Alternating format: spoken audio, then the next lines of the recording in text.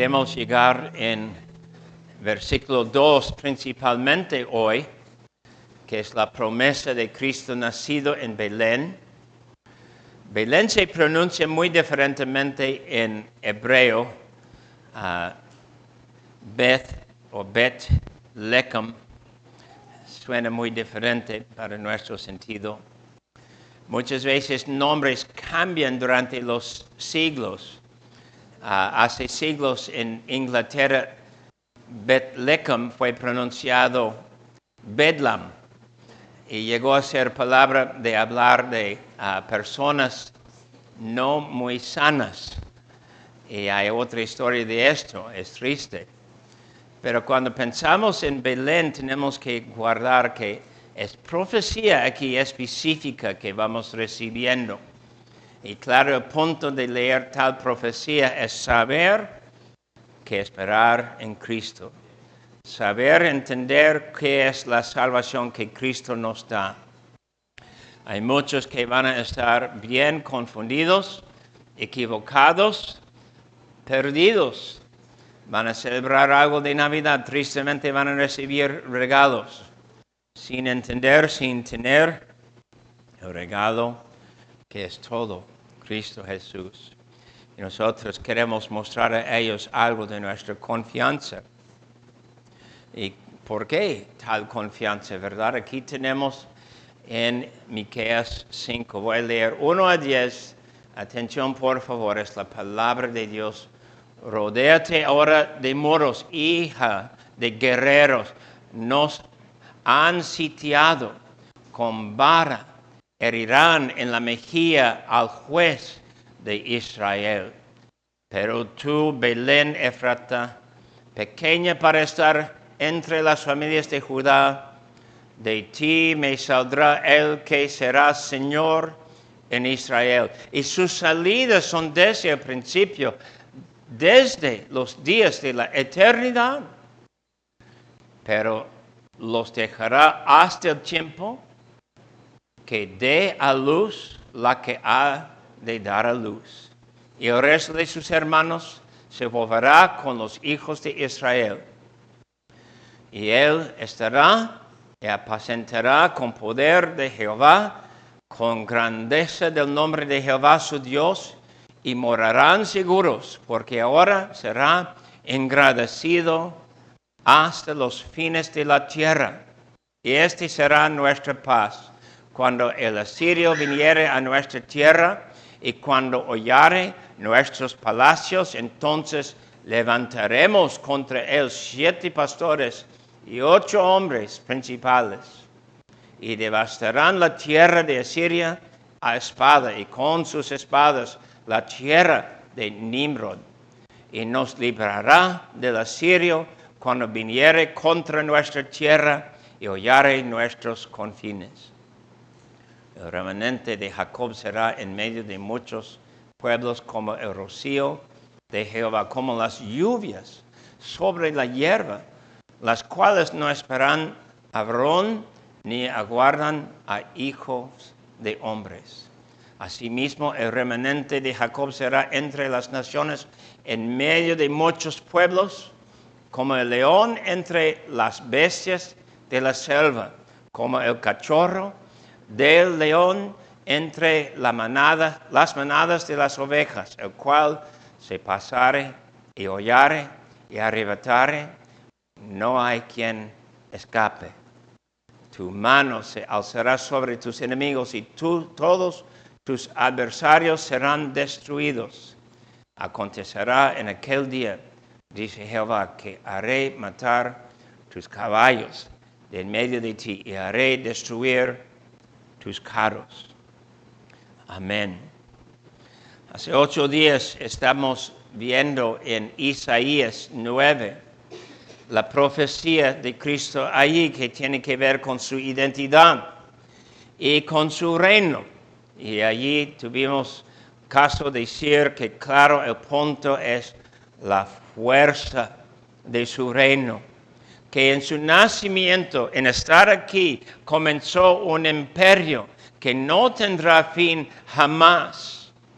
Entonces, si tú prestaste atención, amigo, Puedes decir que el reino de los cielos comenzó hace muchos siglos con el nacimiento de Cristo. Y aunque hasta hoy no tenemos el reino completo, perfecto, no tenemos la presencia en cuerpo de Cristo Jesús, ahora el reino de Cristo sigue. Y tú, con tu fe y con tu esperanza, puedes decir que el reino de Cristo está en tu casa, en tu vida.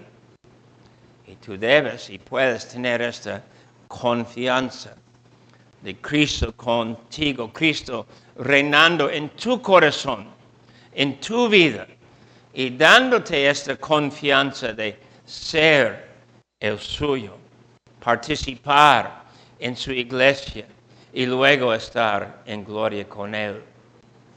Aquí en Miqueas 5 también hay esa profecía del reino de Dios y hay el poder de Dios para llevar a cabo esta promesa.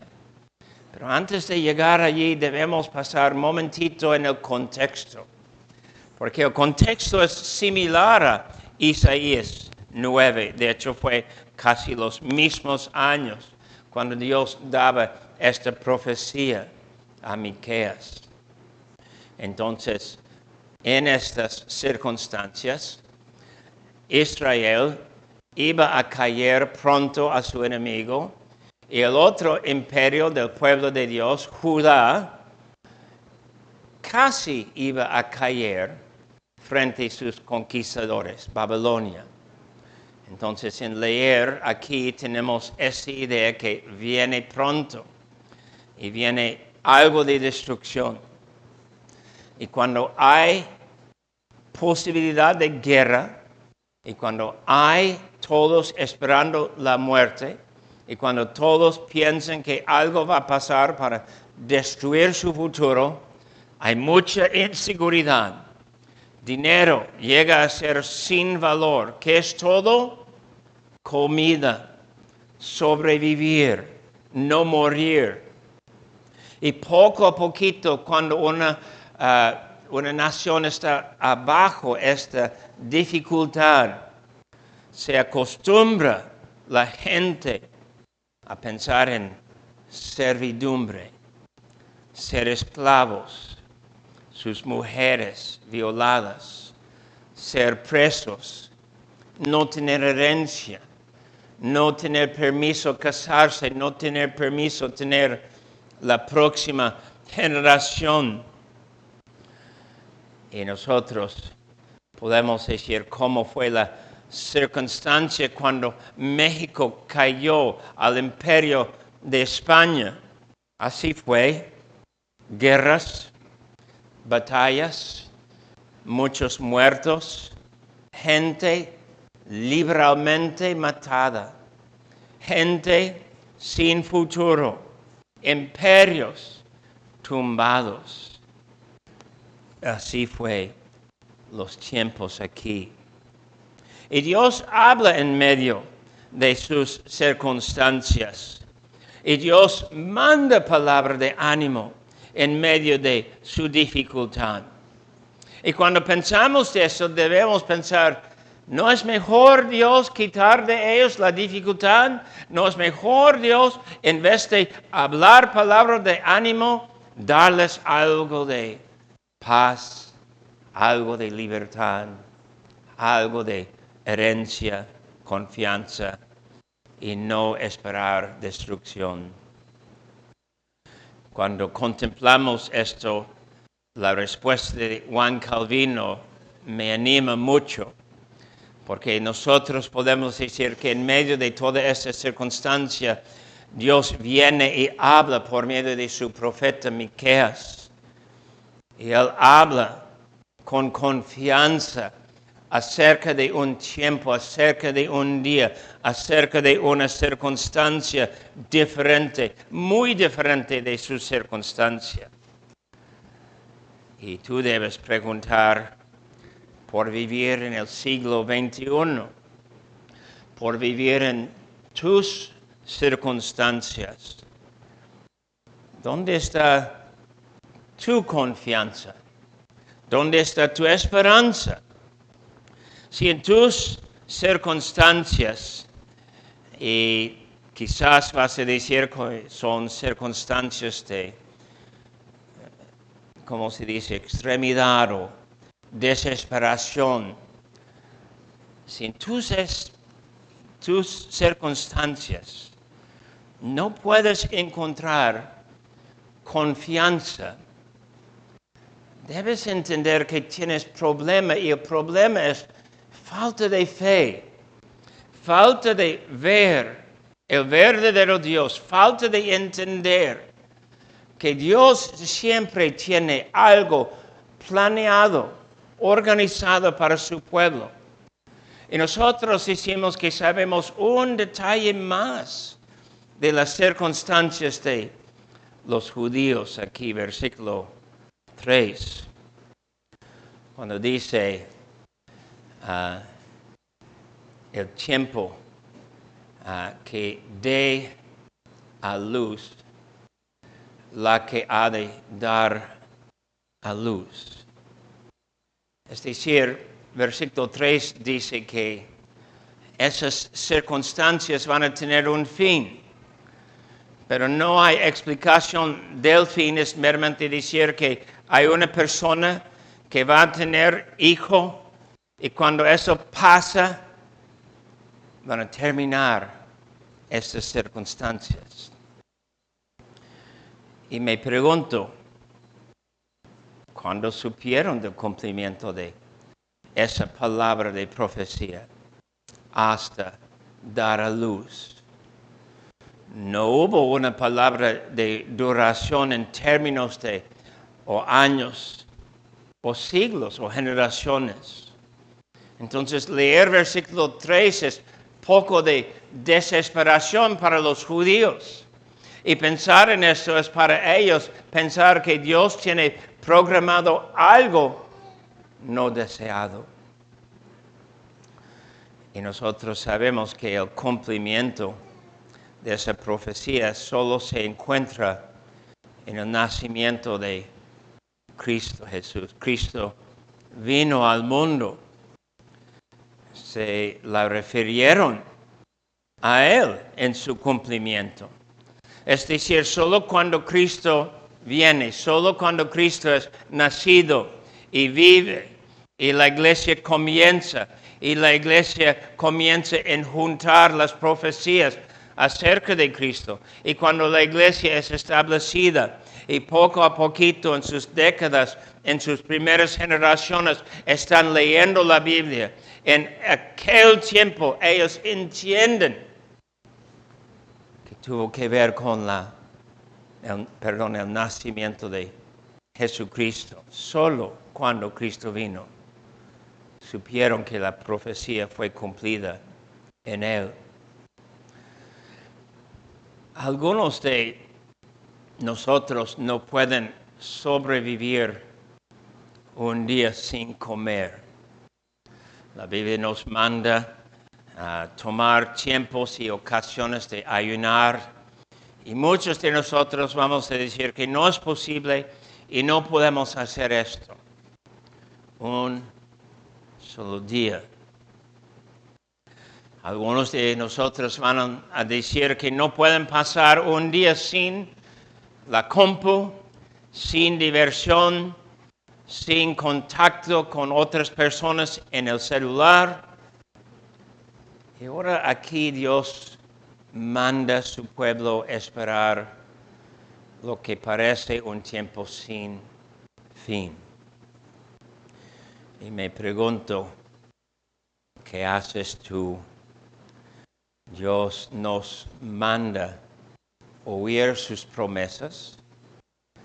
Dios nos manda soltar cualquier cosa en nuestra mano. Dios nos manda pensar que solo Él puede guardar su promesa. Dios nos manda entender que su promesa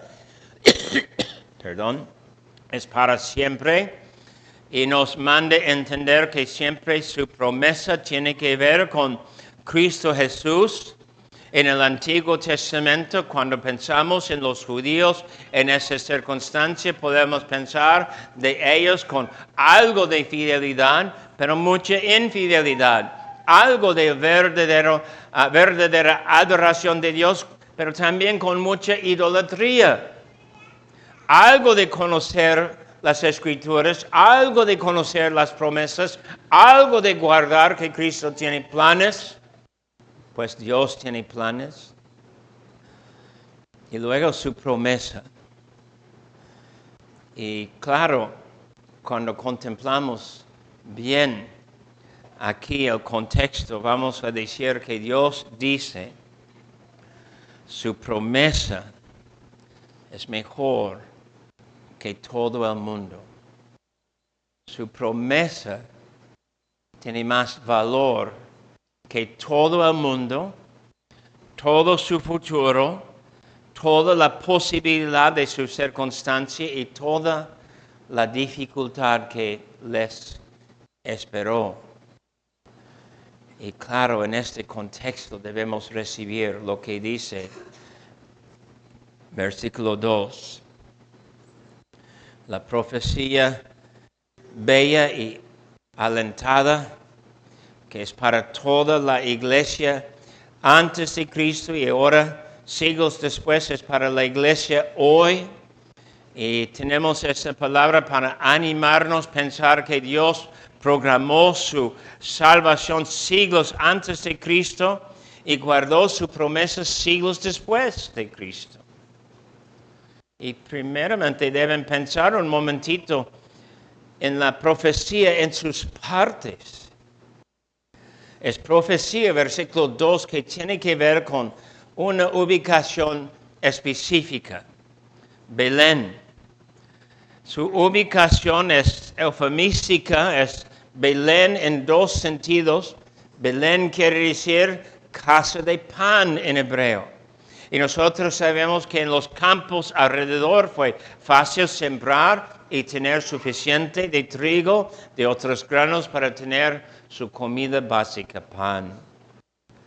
Pero también fue ubicación eufemística en otro sentido, porque fue el nacimiento de David en aquel pueblo.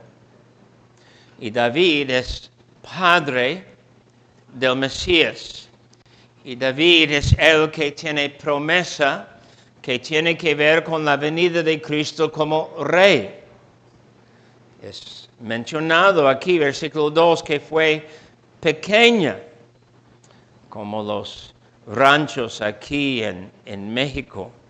Hemos ido a varios ranchos y muchas veces es meramente 8, 10 casas, pocas familias. Si yo puedo contar bien y pensar en las casas y departamentos entre las dos esquinas aquí, Belén quizás fue 30 o 40 casas en los días cuando nació Jesús. Pequeño, no muy grande, suficiente para sus pastores guardando sus rebaños, suficiente para los que sembraron sus campos. Y Abraham fue dado promesa. Su descendencia será numerosa como las estrellas. Y Jacob salió de su lugar sin algo en su mano y regresó con rebaños, con siervos, con familia. Y poco luego los 12 hijos suyos llegaron a ser 12 tribus. Es decir, cuando es pequeña, la comienza, si es palabra de Dios, su cumplimiento es algo diferente. Y Dios menciona que Belén es pequeña. Gedeón, salió en conquistar los enemigos de Dios con 300, contra miles y miles. Y fueron derrotados. ¿Por qué? Porque la palabra de Dios estuvo con Gedeón. Y el punto claro es creer en el Señor y su poder. y leer Miqueas 5, versículo 2 y saber que aunque el pueblo es pequeño, tendrá dentro de él el Señor en Israel. Eso es el segundo detalle de la profecía que tenemos que guardar. Dice, saldrá de allí Señor en Israel. Y la palabra Señor no es la palabra que esperamos, que siempre traducimos Señor. Ustedes saben que muchas veces la palabra Jehová es traducida Señor. Pero aquí no es esa palabra. Versículo 1 habla de un juez de Israel y será derrotado, destruido. Es profecía de destrucción de su imperio. Y aquí, versículo 2, en medio de esta circunstancia, uno que nace en un pueblo pequeño, pero es Señor. Pero la palabra aquí tiene que ver con el que tiene dominio, el que tiene poder de reinar. Nosotros decimos así, puedes poner 100 personas en un cuarto sin salida. Y dentro de 5 minutos, ellos van a tener un líder con un plan para poder salir. Aquí la idea es alguien que tiene poder, alguien que tiene conocimiento, alguien con poder reinar. Y es importante guardar esto. Su trono de la familia de David fue en peligro cuando fue hecho o dicho esta profecía. Sus reyes en estas generaciones a veces eran buenos, a veces eran malos. Algunos de ellos hicieron de acuerdo con David, algunos de ellos hicieron de acuerdo con el diablo. Pero a la vez eran la descendencia de David, de acuerdo con la promesa. Y Dios es Dios que hace su pacto, hace su compromiso, promete salvación, promete gloria, promete futuro. Y Él dice que allí, de este pequeño pueblo, saldrá Señor en Israel. Y tú sabes la respuesta y el cumplimiento. Pero tú tienes que guardar que es el poder de Dios que lleva a cabo esto. Y luego versículo 2 también habla de su identidad. Es aquí donde los judíos tienen algo de tropiezo y dificultad. Y es aquí cuando ellos quieren decir que es meramente lenguaje de poesía, lenguaje que no tiene que ver con realidad. Su identidad, sus salidas son desde el principio, desde los días de la eternidad. Principio quiere decir tiempo antiguo, tiempo antes, cuando no había algo de historia, no había nada de conocimiento. Eso es tiempo de principio antiguo.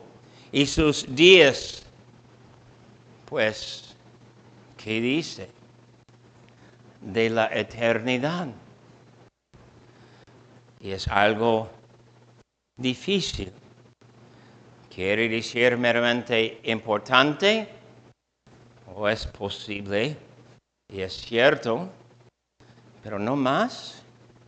¿Quiere decir algo de poder, como mencionó rey? ¿Es meramente una reflexión de ser Señor o ser rey? ¿O también es posible, es algo de la interpretación correcta? Pero debemos preguntar, ¿quién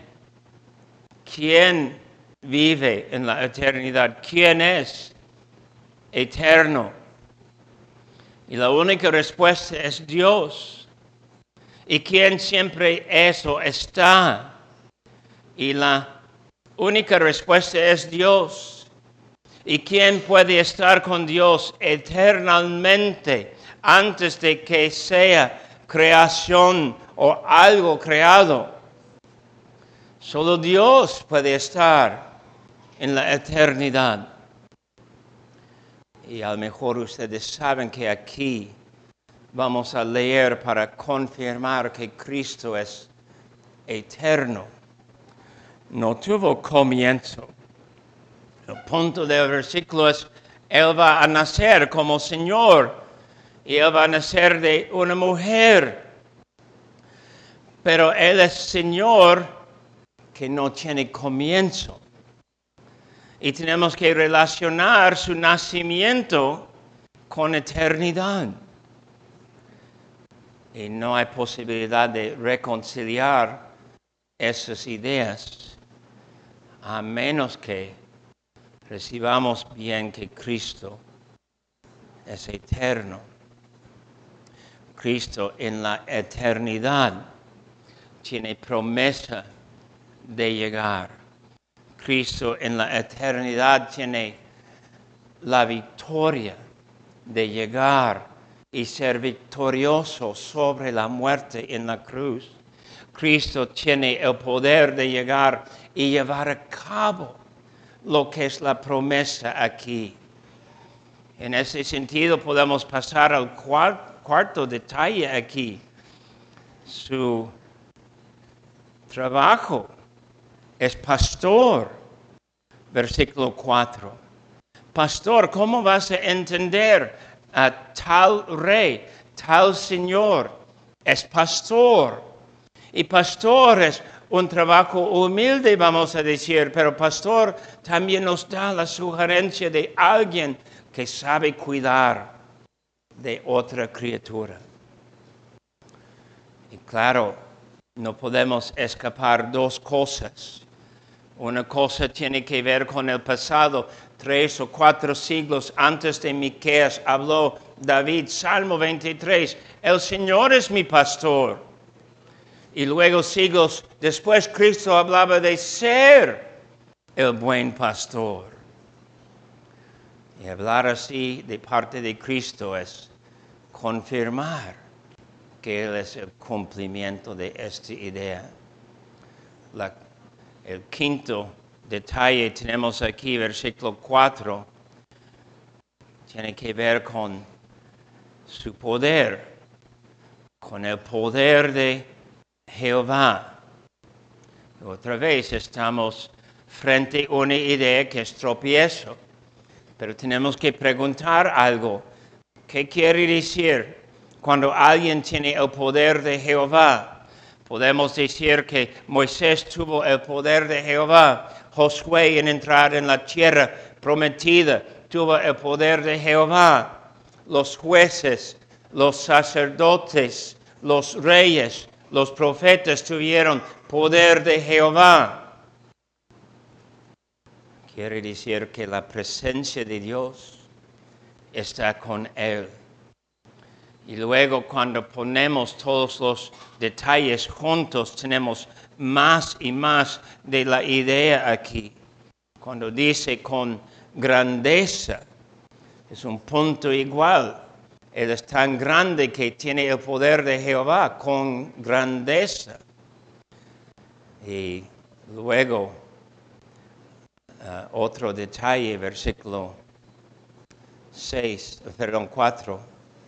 Que es el resultado de Él estando con el pueblo. El pueblo morará seguro. ¿Cómo somos nosotros en cuanto a la aplicación de esta idea? El pueblo morará seguro. Muchas veces nosotros pensamos demasiado en nuestra circunstancia y podemos decir que claro fue algo de dificultad para el israelita y para los de Judá, pensando en esta palabra y pensando en su circunstancia, muerte por doquier, esclavitud en su futuro. Pero hemos encontrado nuestra seguridad en Jesucristo. Hoy muchos ponen su seguridad en cosas que pueden ver y tocar, en su matrimonio, en su poder, en su dinero, en su trabajo, en la posibilidad de guiar su futuro. Y esas cosas llegan a ser más importantes que Dios. Y cuando es así, claro, es idolatría de nuestra parte. Pero aquí la aplicación, aunque es muy difícil, y aunque tenemos malas circunstancias, hoy también es encontrar nuestra seguridad solo en Cristo Jesús. El pueblo que confía en Cristo tiene confianza en Cristo. Con nuestra fe hay confianza.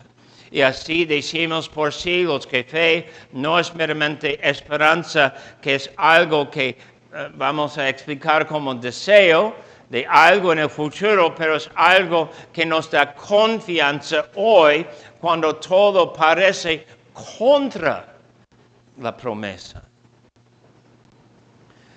Y el último detalle aquí, después de decir que el resultado de su presencia es morar seguro, dice versículo 5, Él es nuestra paz. En Isaías 9 dijimos que el punto del reino del Hijo es el resultado de paz.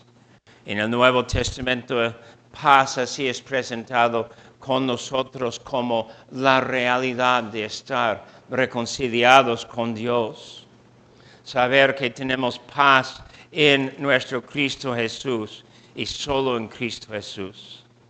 Y ahora hay paz porque tiene que ver con un reino en medio de enemigos.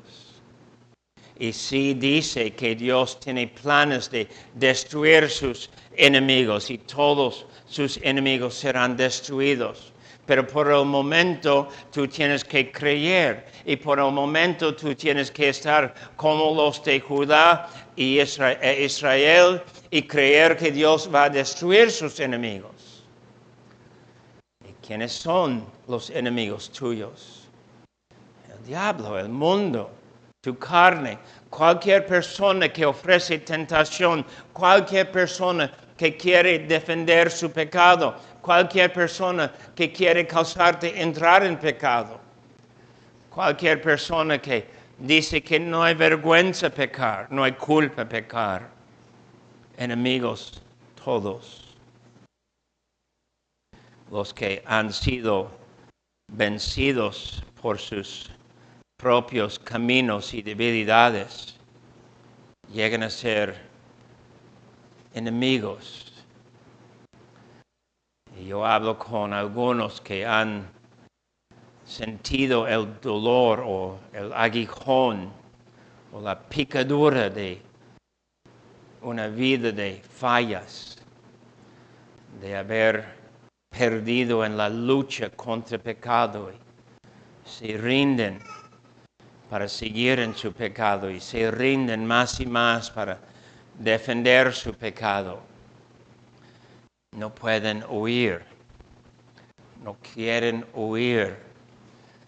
Ellos tienen paz que no tiene que ver con la paz de las Escrituras. Tienen una paz de una conciencia bien dura, una conciencia que no puede sentir su culpa, su pecado. Pero aquí cuando hablamos, versículo 5, y este será nuestra paz, los que encuentran esta paz saben que no hay paz sin Él. ¿Y tú tienes paz?